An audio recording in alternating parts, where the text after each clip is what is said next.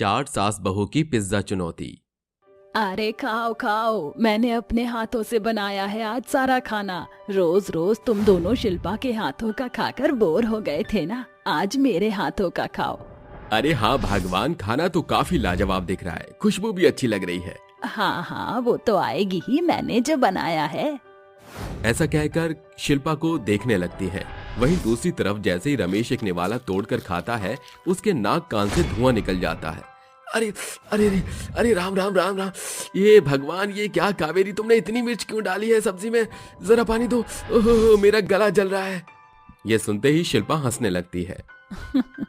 अरे बाबूजी, मैंने तो कहा था माँ जी से कि अब उनकी उम्र नहीं है खाना बनाने की, लेकिन माँ जी कहाँ किसी की सुनती हैं।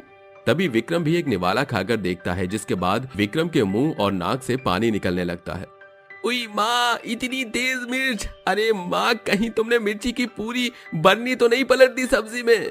अरे मैंने इतनी मेहनत से खाना बनाया था और तुम सभी ने एक ही पल में मेरा पूरा दिल तोड़ दिया। अरे तभी तो कहते हैं जिसका काम उसको साजे, दूजा करे तो ठेंगा बाजे। देख बहू, गलती तो सबसे होती है, तो तुम लोग मेरी गलती पकड़ के मत बैठो। हाँ हाँ, अगर गलती मुझसे होती तो मुझे सूली पर ही चढ़ा देती आप। ऐसा कहकर शिल्पा रसोई में जाती है, जिसके बाद वो रसोई में दोबारा से खाना पका कर लाती है। शिल्पा के हाथों का बना हुआ खाना रमेश और विक्रम दोनों ही आराम से खा लेते हैं। वहीं कावेरी का मुंह बन जाता है और वो अपने कमरे में चली जाती है। लगता है माँ जी नाराज हो गई हैं। चलो मैं उनका खाना उन्हें कमरे में ही देने चली जाती हूँ। शिल्पा खाना परोसकर अपनी सास को देने के लिए उसके कमरे में जाती है, जिसके बाद कावेरी उसे देखकर कहती है, मुझे कोई खाना नहीं खाना है, तुम अपने हाथों का बना खाना यहाँ से ले जाओ, जो मैंने बनाया है मैं वही खाऊंगी। अरे क्यों अकड़ दिखा रही हो माँ जी, ये खाना बनाना आपके बस की बात नहीं है। एक काम कीजिए, अभी मेरे हाथों का खाना खा लीजिए, बाद में अपने हाथों का बना हुआ खाना खा लेना। ऐसा कहकर शिल्पा खाने की थाली वहीं रखकर अपनी सहेली पूनम के घर चली जाती है। वहीं दूसरी तरफ पूनम की सास ललिता कावेरी से मिलने उसके पास आती है। अब क्या बताऊं शिल्पा, तुझे मेरी सास ने तो मेरी नाक में दम कर रखा है। जब भी रसोई में जाती हूँ तो सीधा रसोई में पहुँच जाती है और अपने घरेलू नुस्खे मुझे बताने लगती है। अरे यही हाल मेरी सास का भी है, आता जाता कुछ है नहीं और जुबान दो हाथ की चलाती है। आज तो हद ही कर दी, एक तो जबरदस्ती खाना बनाया और उसमें भी दुनिया भर की मिर्ची। जब देखो मेरी रसोई में अपनी नाक घुसाती रहती है। अरे अगर इतना ही खाना बनाने का शौक है तो घर की सारी जिम्मेदारी खुद ही क्यों नहीं ले लेती। ये बात तो तुमने बिल्कुल सही कही। इससे अच्छा तो उन्हें ही घर की सारी जिम्मेदारी ले लेनी चाहिए, तब समझ आएगा कि हम बहुएं घर को संभालने में कितनी मेहनत करती हैं। शिल्पा और पूनम दोनों ही अपनी सासों के बारे में बातें कर रही होती हैं। वहीं दूसरी तरफ ललिता कावेरी से कहती है, अरे बहन, तुझे क्या बताऊं, ये आजकल की बहू सब्जी में मसाला इतना तेज डालती हैं कि खाया भी नहीं जाता। मेरी बहू तो जब देखो मेरे ही खाने में कमी निकालती रहती है। अरे भला हमने कितने सालों से खाना बनाया है, हमारी रसोई में कोई कमी कैसे हो सकती है? अरे ये बाल ऐसे ही धूप में सफेद नहीं किए हैं हमने। इन बहुओं ने तो घर पर अपना राज ही समझ लिया है। काश कि हमें एक ऐसा मौका मिलता जिसमें हम अपनी बहुओं को ये दिखा पाते कि हमसे अच्छी तरह वह घर की जिम्मेदारी नहीं संभाल सकती। वो चारों सास बहू एक दूसरे के बारे में ऐसा सोच रही होती हैं। वहीं दूसरी तरफ मोहल्ले में विक्रम पूनम के पति चिराग से बात कर रहा होता है और रमेश ललिता के पति दुर्गेश से बात कर रहा होता है। अरे हमारे घर की सबसे बड़ी समस्या तो ये सास बहू बन गई है, जब देखो खाने और रसोई के पीछे ही पड़ी रहती हैं। अरे यही माहौल तो हमारे घर में भी बन रहा है, जब देखो सास बहू चूल्हे चौके के पीछे ही लड़ती रहती हैं। मैं तो कहता हूँ हमें इन सास बहुओं के कलेश को खत्म करने के लिए कोई समाधान निकालना चाहिए। समाधान तो तभी निकल सकता है जब घर की जिम्मेदारी सास और बहू दोनों में से किसी एक को मिले, क्योंकि एक म्यान में दो तलवार कभी नहीं रह सकती। तुम सही कहते हो, चलो आज इस बात का फैसला कर दिया जाए। चिराग, विक्रम और दुर्गेश, रमेश वो चारों अपनी पत्नियों को बुला लेते हैं और उनसे कहते हैं, देखो हम सभी तुम चारों की रोज रोज की बहस से थक गए हैं, इसलिए हमने तुम्हारे लिए एक चुनौती रखी है।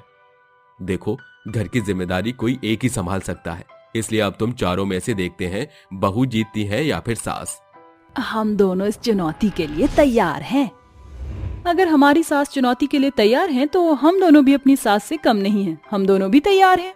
चारों सास और बहू चुनौती के लिए तैयार हो जाती हैं। तभी चिराग कहता है, तुम चारों सास बहू को 100 पिज्जा बनाना है और फिर उन्हें बनाकर खाना भी है। जो सबसे पहले पिज्जा बनाकर अपने पिज्जा खत्म करेगा वही चुनौती को जीतेगा। चिराग के इतना कहते ही एक तरफ दोनों सास पिज्जा बनाना शुरू करती हैं तो दूसरी तरफ दोनों बहू पिज्जा बनाना शुरू कर देती हैं। दोनों बहू मिलकर एक के बाद एक पिज्जा बनाती रहती हैं तो वहीं दूसरी तरफ दोनों सासों से पिज्जा खाना तो बहुत दूर, वो पिज्जा बना भी नहीं पाती। देखते ही देखते वो दोनों सास उल्टे सीधे पिज्जा बनाकर रख देती हैं। वहीं पूनम और शिल्पा प्यारे प्यारे पिज्जा बना लेती हैं, जिसके बाद विक्रम उनके पूरे 100 पिज्जा काउंट करता है। अरे वाह, तुम दोनों ने मिलकर तो यहाँ पूरे 100 पिज्जा बना दिए हैं। अरे जरा यहाँ तो देखो, इन दोनों सासों ने तो पिज्जा का मलिंदा बना दिया है। ये पिज्जा है या फिर पराठा, कुछ समझ नहीं आ रहा। पिज्जा बनाते बनाते ही दोनों सास की हालत बहुत ज्यादा बुरी हो जाती है, जिसके बाद वे दोनों हार मानते हैं। अरे अरे, ये पिज्जा बनाने का काम मुझसे नहीं हो रहा। मैं अब और पिज्जा नहीं बना सकती। मैं एक काम करती हूँ, बाहर से 100 पिज्जा ऑर्डर कर देती हूँ। नहीं माँ, पिज्जा बनाने की चुनौती है और उसके बाद आपको अपने ही बनाए पिज्जा खाने भी हैं। लेकिन आपने तो अपने ही पिज्जा नहीं बनाए। एक तरफ दोनों सास पराठे जैसे पिज्जा बनाकर थक जाती हैं तो दूसरी तरफ दोनों बहू अपने बनाए हुए पिज्जा खाने लगती हैं। तभी दुर्गेश और रमेश अपनी बहुओं से कहते हैं, अरे अरे बहू बस करो, तुम दोनों ने तो नॉन स्टॉप लगी पड़ी हो। अरे बहू, थोड़े पिज्जा हमारे लिए भी छोड़ देना, कहीं इस चुनौती के चलते तुम सारे पिज्जा अपने पेट में संभालो। अपने ससुर की बात सुनकर पूनम और शिल्पा दोनों ही पिज्जा खाते खाते रुक जाती हैं। देखा माँ जी आपने, मैंने कहा था ना, हर काम आपके बस की बात नहीं है। अरे हाँ बहू, सही कहा था तूने बिल्कुल। अरे आज से घर की सारी जिम्मेदारियां हमारे घर की बहुओं को मिलती है।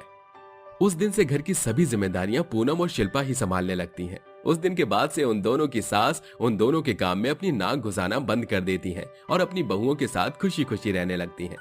अक्सर कुछ चुनौतियां अकेले नहीं बल्कि पारिवारिक साझेदारी से ही सफल होती हैं, जैसा कि आपने इस कहानी के अंत में देखा।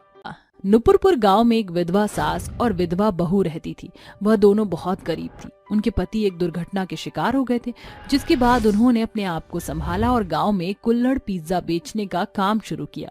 उनका काम बहुत अच्छा चल रहा था, लेकिन कहते हैं ना, जिंदगी में संकट आने में देरी नहीं लगती।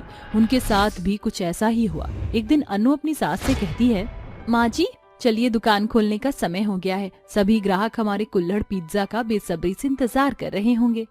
हाँ बहू, तू सही कहती है, चल जल्दी चल। सरला और अनु की एक छोटी सी दुकान थी, जिसमें वह दोनों सास बहू मिलकर पिज्जा लगाया करती थी। उन दोनों की कुल्हड़ पिज्जा का पूरा गांव फैन था। जैसे ही दोनों सास बहू दुकान खोलती हैं, उनकी दुकान के बाहर ग्राहकों की लंबी लाइन लग जाती है, जिसे देखकर गांव के बाकी के दुकानदार मुंह चढ़ा लेते हैं और आपस में बात करने लगते हैं। अरे भाई लोगों, जब से ये दोनों विधवा सास बहू ने हमारे गांव में अपना कुल्हड़ पिज्जा बेचना शुरू किया है, तब से हमारे धंधे की तो वाट लग गई है। अरे मुझे तो ये समझ नहीं आता, आखिर इन दोनों के कुल्हड़ पिज्जा में ऐसा कौन सा जादू है जिससे ये गांव के लोग केवल इन्हीं की दुकान में चिपके रहते हैं। अरे मेरी चाउमीन को तो कोई पूछत ही नहीं है। अब भला इस तरह हमारा गुजारा कैसे चलेगा? भाई लोगों, हमें कछु तो करना ही पड़ेगा। मैं तो कहता हूँ रात को मौका देकर इनकी इस दुकान को ही तोड़कर आग लगा देते हैं। ना रहेगा बांस, ना बजेगी बांसुरी। फिर देखता हूँ ये दोनों विधवा कैसे अपने कुल्हड़ पिज्जा गांव में बेचती हैं। वह तीनों रात के समय मौका देखकर बेचारी अन्नू और सरला की दुकान तोड़कर उसमें आग लगा देते हैं। अगले दिन जैसे ही सवेरा होता है, गांव के लोग और अन्नू अपनी सास के साथ खड़ी होकर उनकी टूटी और जली हुई दुकान देखकर हैरान रह जाती है। हे भगवान, ये सब किसने किया? आखिर कौन है वो जिसे हमारी खुशियाँ बर्दाश्त नहीं? तभी वहाँ प्रमोद आकर कहता है, जब दूसरों के पेट पर लात मारोगी तो ऐसा ही होगा ना। अरे अपने चलते तुमने कभी हम गरीब लोगों के बारे में सोचा है? अरे बड़े फैन हो रहे थे गांव के लोग इन सास बहू के कुल्हड़ पिज्जा के। अब हम भी तो देखें बिना दुकान के ये दोनों सास बहू कुल्हड़ पिज्जा कैसे बेचती हैं। अरे क्यों परेशान कर रहे हो इन बेचारी बेबस औरतों को? और जिसके नसीब में जितना लिखा है उन्हें उतना ही मिलेगा। ऐसा कहकर वह तीनों वहाँ से चले जाते हैं। गांव वाले भी थोड़ा बहुत तमाशा देखकर अपने अपने घर चले जाते हैं, लेकिन कोई भी उनकी मदद नहीं करता। वह दोनों सास बहू मायूस होकर वापस अपने घर को लौट जाती हैं। जिसके बाद सरला अपनी बहू से कहती है, अरे बहू, मेरी तबीयत ठीक नहीं लग रही, एक गिलास पानी तो देना। अभी लाई माँ जी। अरे कितनी मेहनत लगी थी मेरी और तेरी इस पिज्जा दुकान को बनाने में। मैं आज जब हमारी दुकान टूटकर चूर हो गई तो गांव वालों ने भी हमसे मुंह फेर लिया। माँ जी आप चिंता मत कीजिए, जिस किसी ने भी हमारी पिज्जा कुल्हड़ की दुकान तोड़ी है मैं उसे जेल की हवा तो खिला कर ही रहूंगी। नहीं बेटा, ऐसा कुछ नहीं करना। भगवान अगर एक रास्ता बंद करता है तो दूसरा खोलता भी है। तुझे याद है ना वो काली रात, हमारी जिंदगी की सबसे भयानक रात? याद है माँ जी, कैसे भूल सकती हूँ। उस दुर्घटना ने तो हमें आज तक उभरने ही नहीं दिया। करण जी कई सालों के बाद वापस घर लौट रहे थे। पिताजी करण जी को घर लाने एयरपोर्ट पहुंचे। उस रात बहुत बारिश हो रही थी। ना तो करण जी उस रात वापस लौटे और न पिताजी। उस एक्सीडेंट ने हमसे हमारा सब कुछ छीन लिया। मत रो बहू, जो होना था हो गया। जब हमने उस दुर्घटना के बाद भी खुद को संभाल लिया था तो ये तो बहुत ही मामूली सी बात है। लेकिन माँ जी, हमारी इतनी मेहनत से बनाई हुई दुकान किसी ने कुछ ही सेकंड में तोड़ दी। अब हम दोबारा कैसे शुरू करेंगे? जैसे हमने पहले शुरू किया था बिल्कुल वैसे ही हम हार नहीं मानेंगे। तुझे तेरे बाबूजी की तो बात याद है ना, हर बार जीतना संभव नहीं होता, कई बार हार कर जीतना पड़ता है। आपने सही कहा माँ जी, अगर आज हम कुछ लोगों से डर कर हार गए तो जिंदगी में कभी कुछ नहीं कर पाएंगे। हमें कल संभलने के लिए आज संभलना बहुत जरूरी है। अगले ही दिन सरला और अन्नू दोनों सास बहू फिर से कुल्हड़ पिज्जा बनाने की तैयारी में लग जाती हैं और गांव में एक छोटा सा टेंट लगाकर कुल्हड़ पिज्जा बेचना शुरू कर देती हैं। देखते ही देखते उन दोनों के कुल्हड़ पिज्जा खाने गांव के लोग आने लगते हैं। अरे हमने इनकी दुकान तोड़ दी, इसके बाद भी इन्होंने कुल्हड़ पिज्जा बनाना नहीं छोड़ा। अरे मेरे पास एक आइडिया है, क्यों ना हम कुछ कीड़े उठाकर इनके कुल्हड़ पिज्जा में डाल दें। जब लोग कीड़े वाले कुल्हड़ पिज्जा खाएंगे तो कोई भी इनकी दुकान में पिज्जा खरीदेगा ही नहीं। अरे ये प्लान तो सबसे अच्छा है। ऐसा सोचकर वह तीनों इस बार बेचारी अन्नू और सरला के कुल्हड़ पिज्जाओं में मौका देखकर कीड़े छोड़ देते हैं, जिसकी वजह से जब गांव वाले उनके कुल्हड़ पिज्जा खाते हैं तो उनके कुल्हड़ पिज्जा में कीड़े निकलने लगते हैं। हाय हाय, सत्यानाश हो इन दोनों सास बहू का। अरे देखो तो सही, इन्होंने कुल्हड़ पिज्जा में कीड़े डाल रखे हैं। हाँ हाँ तुम सही कहती हो, ये देखो हमारे वाले में भी कीड़े पड़े हैं। हाय राम, इन्होंने तो हमारा धर्म भ्रष्ट करवा दिया। तभी गांव के सभी लोग उन दोनों के ऊपर बहुत बुरी तरह चिल्लाने लगते हैं। देखिए शांत हो जाइए, हमें नहीं पता कि हमारे कुल्हड़ पिज्जा में कीड़े कहाँ से आए। हमने बहुत सावधानी से ये कुल्हड़ पिज्जा बनाए थे। अरे भला हम लोग ऐसा क्यों करेंगे, आप लोग हमें गलत समझ रहे हो। गांव के लोग गुस्से से अन्नू और सरला को पत्थर मारना शुरू कर देते हैं। तभी वहाँ एक मदन नाम का आदमी आता है और गांव के सभी लोगों से कहता है, अरे क्यों मार रहे हो इन दोनों बेचारी सास बहू को? अरे इन्होंने तुम्हारा कुछ नहीं बिगाड़ा, सारा किया धरा तो मनोहर, प्रमोद और कौशल का है। अरे इन्होंने अपनी दुकान चलाने के चलते इन बेचारी सास बहू का जीना हराम कर दिया है। पहले तो इन्होंने इनकी दुकान जला दी और अब इन्होंने इन बेचारी के कुल्हड़ पिज्जाओं में कीड़े छोड़ दिए। मैंने खुद अपनी आंखों से देखा है। मदन की ये बात सुनकर गांव के सभी लोग हैरान रह जाते हैं। वहीं दूसरी तरफ मनोहर, कौशल और प्रमोद अपनी सच्चाई बाहर आने के बाद वहाँ से खिसकने लगते हैं। अरे रुको, तुम कहाँ खिसक रहे हो? जो तुमने किया है पहले उसकी माफी तो मांग लो। हमें माफ कर दो सरला बहन, हमसे बहुत बड़ी गलती हो गई। हमने अपनी भलाई के चक्कर में तुम्हारे बारे में सोचा ही नहीं। एक औरत को आदमी से आगे जाते हुए देख हमसे रहा नहीं गया और हमने तुम्हें बर्बाद करने का सोचा। हमसे भूल हो गई, हमें माफ कर दो। हमें अपनी गलती पर बहुत पछतावा है, हमें माफ कर दो और जाने दो। आइंदा ऐसी गलती दोबारा कभी नहीं होगी। अरे ऐसे कैसे जाने दे तुम्हें तो बेटा जेल की सलाखों के पीछे चक्की न पिसवा दी तो मेरा नाम भी सावित्री नहीं। सावित्री तुरंत पुलिस को कॉल करती है, जिसके बाद वह तीनों को पुलिस के हवाले कर देती है। पुलिस उन तीनों को जेल की सलाखों के पीछे डाल देती है। वहीं दूसरी तरफ अन्नू और सरला मदन का शुक्रिया अदा करती हैं। मदन भैया, अगर आज आप ना होते तो पता नहीं हमारा क्या होता। ये गाँव वाले तो हमें कहीं का नहीं छोड़ते। हाँ बेटा, आज तेरी ही वजह से हम दोबारा से सर उठाने लायक हुए हैं। अगर आज तू हमारा साथ न देता तो हम किसी को मुंह दिखाने लायक नहीं होते। अरे आप दोनों को मेरा शुक्रिया अदा करने की कोई जरूरत नहीं है, ये तो मेरा फर्ज था। मैं तो इन्हें रंगे हाथ पकड़ना चाहता था, इसलिए शांत था। सरला बहन, हमें भी माफ कर दो, हमसे बहुत बड़ी भूल हो गई तुम दोनों को समझने में।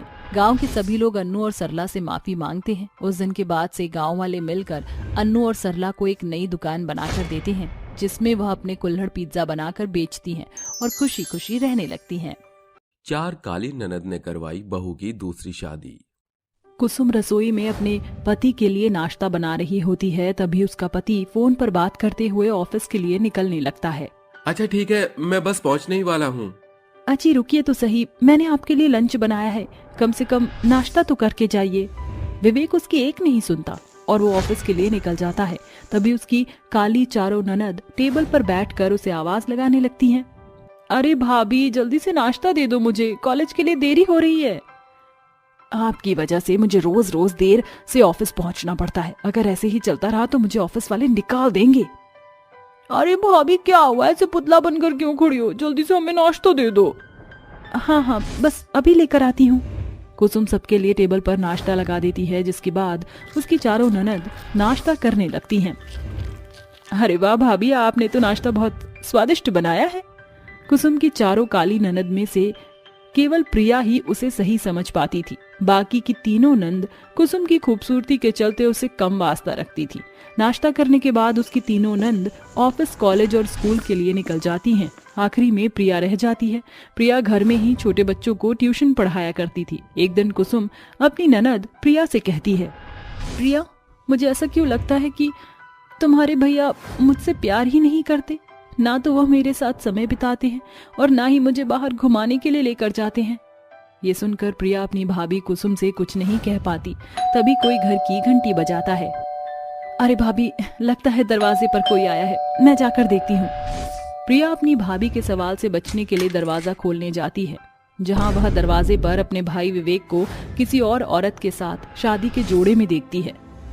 अरे प्रिया, ये देखो तुम्हारी नई भाभी। आप ऐसा कैसे कर सकते हो भैया? कुसुम भाभी को आपने इतना बड़ा धोखा दिया। अरे बहन, तू पागल हो गई है क्या? किसको भाभी बोल रही है? इस गवार को? ये गवार मेरे लायक ही नहीं है और मैं इससे प्यार भी नहीं करता। मैं अंजलि से प्यार करता हूँ। आज से अंजलि तुम्हारी भाभी है। ये सुनते ही कुसुम रोने लगती है और रोते हुए विवेक से कहती है, ऐसा कैसे कर सकते हो आप? भला मेरे होते हुए आप मेरी सौतन ले आए। अरे मुझ में क्या कमी रह गई थी जो मैं पूरी ना कर सकी? अरे कमी ही कमी है, मैं तुमसे प्यार ही नहीं करता। वो तो मजबूरन माँ के कहने पर मैंने तुमसे शादी की थी। अब माँ तो इस दुनिया में रही नहीं, तो मैं क्यों समझौता करके तुम्हारे साथ रहूं? तभी विवेक की तीनों बहनें भी ये सब वहाँ आकर सुन लेती हैं, जिसके बाद उन्हें अपने भाई पर बहुत ज्यादा गुस्सा आता है। भैया, आप ऐसा कैसे कर सकते हो? आपने हमारा सर शर्मिंदगी से झुका दिया है। आपको दूसरी शादी करने का कोई अधिकार नहीं था, और अगर ऐसा ही था तो आपको हमारी भाभी कुसुम से शादी ही नहीं करनी चाहिए थी। देखो भैया, जाने अनजाने में आपसे जो भी गलती हुई है उसे सुधार लो, क्योंकि हमारे लिए हमारी भाभी कुसुम ही है। ओह, तो अब तुम चारों इस गवार की तरफ हो गई हो।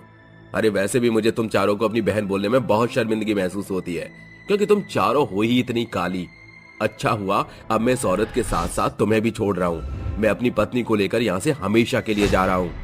विवेक कुसुम के साथ साथ अपनी चारों बहनों को छोड़कर चला जाता है। विवेक के जाने के बाद उसकी चारों बहनें रोने लगती हैं। जाने से पहले कहा था कि हमारा भैया हमारा आखिरी तक सुरक्षा करेगा और हमारा साथ निभाएगा, लेकिन भैया ने तो एक औरत के लिए हमारा साथ छोड़ दिया। भैया पहले तो ऐसे कभी नहीं करते थे, फिर उन्होंने हमारे साथ ऐसा क्यों किया? उन्होंने तो हमें बीच रास्ते में ही छोड़ दिया। हमारे भैया के अलावा इस दुनिया में था ही कौन और, लेकिन देखो उन्होंने तो मिनट से पहले हमारा साथ छोड़ दिया। भैया को हमारे होने से शर्मिंदगी महसूस होती है, क्योंकि हम चारों काली हैं। अरे काला होना कोई गुनाह है क्या? काले रंग और गोरे रंग में इतना फर्क क्यों करते हैं लोग? तभी कुसुम अपनी चारों नंद को गले से लगा लेती है और रोते हुए उनसे कहती है, अरे नहीं नहीं, तुम ऐसा क्यों सोचती हो? तुम चारों मेरे लिए बहुत अनमोल हो। मेरा तुम्हारे चारों के अलावा इस दुनिया में अब कोई नहीं है। तुम्हारे भैया हमें छोड़कर चले गए तो क्या हुआ? मैं तुम्हारे साथ हूँ और हमेशा तुम्हारे साथ खड़ी रहूंगी। अपनी भाभी का ऐसा बर्ताव देखकर उन चारों को अपने किए हुए पर शर्मिंदगी होती है। भाभी जी, भैया के रहते हमने आपके ऊपर बहुत अत्याचार किए, ऊपर से कभी सीधे मुंह से बात भी नहीं की। आप हमेशा हमसे प्यार करती थी और हमने हमेशा आपको घमंड दिखाया। आज पता चला कि अपने खून से ज्यादा कभी कभी पराया खून भी साथ देता है। भाभी, आप हमें कभी छोड़कर मत जाना। ऐसा मत सोचो, मैं तुम चारों को कभी छोड़कर नहीं जाऊंगी। तुम तो मेरी दुनिया हो। उस दिन के बाद से कुसुम अपनी चारों नंद का अच्छे से ख्याल रखने लगती है, जिसके बाद कुसुम की चारों काली नंद घर की सारी जिम्मेदारी अपने ऊपर उठा लेती हैं और नौकरी करके घर को चलाने लगती हैं। एक दिन कुसुम की चारों काली नंद आपस में बातें करने लगती हैं। जब से भैया ने भाभी को छोड़ा है तब से कुसुम भाभी बहुत ज्यादा परेशान और अकेली अकेली सी रहती हैं। तुम सही कहती हो, कुसुम भाभी अब बिल्कुल अकेली पड़ गई हैं। एक दिन हमारी शादी हो जाएगी, उसके बाद भाभी भी तो इस घर में अकेली ही रह जाएंगी। मेरे दिमाग में एक ख्याल आया है, क्यों ना हम अपनी भाभी की दूसरी शादी करवा दें।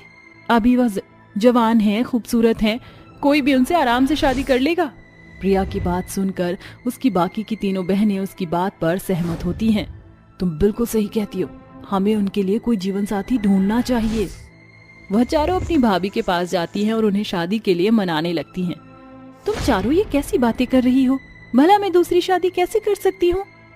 भाभी आप थोड़ा दिमाग से सोचो, हम चारों की शादी हो जाएगी तो आप अकेली रह जाओगी और अभी आपके आगे पूरी जवानी पड़ी है, और फिर आपकी शादी होने के बाद भी आप हमारी भाभी ही रहोगी।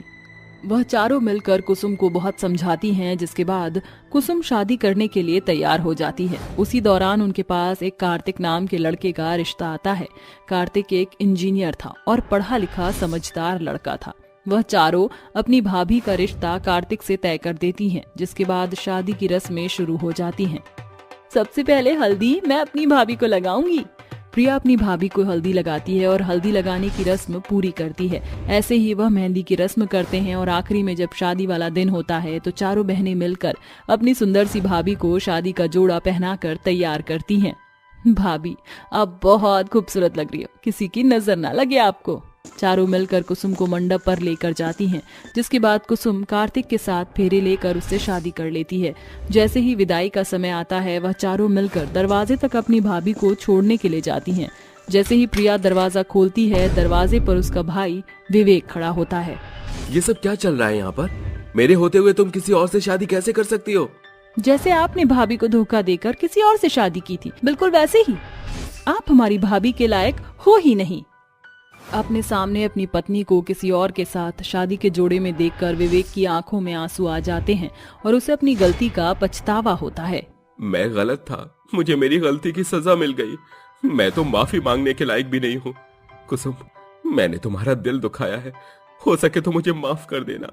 मैंने अंजलि से शादी तो कर ली, लेकिन अंजलि मेरा सारा पैसा लेकर किसी और के साथ भाग गई। काश मुझे सही और गलत में फर्क नजर आ जाता तो शायद मैं ऐसा कदम कभी नहीं उठाता। विवेक की चारों बहनें उसे नजरअंदाज कर देती हैं और अपनी भाभी की विदाई खुशी खुशी करती हैं, जिसके बाद कुसुम कार्तिक के साथ विदा होकर चली जाती है और खुशी खुशी उसके साथ रहने लगती है।